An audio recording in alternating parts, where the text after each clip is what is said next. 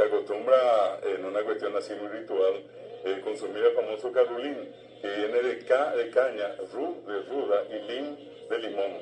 Carulín con M al final. O sea, sí o sí tiene que tener caña, limón y ruda. Y limón, sí. De allí viene el nombre. K de caña, ruda y lim de limón. Hoy en día se le agregan otras cosas. Sí. Se catuaba y otro, ¿verdad? Ya apuntamos a otros lados. Allí hay una, relacionada con el carulín, hay otra tradición. 1 de agosto es oficialmente, por una ley, Día del Pojañaná.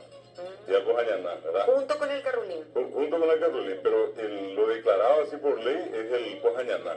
Y fíjense que la costumbre va a ser en el mate, ¿verdad? Más temprano, la gente tiene la costumbre. Anteriormente eran solamente 2 yuyos, los famosos Pojañaná, ¿verdad? Y hoy en día también aumentó. Hay una variedad increíble. ¿No son 7? Hoy 7, ¿verdad? Pero de origen era solamente de 2. Una planta que tiene una flor muy conocida. De hecho, el nombre tiene que ver con agosto, es agosto potí. Pero que es se sabe que es una planta. Manzanilla. Claro. Pero, Y esos pétalos solamente tienen que ser máximo 2, dicen, porque es algo tóxico. Y a eso se le suma. Y no hay que ponerle al mate.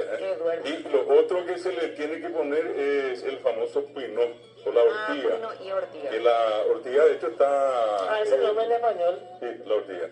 La ortiga, de hecho, está vinculada a todo lo que está relacionado a la depuración de la sangre.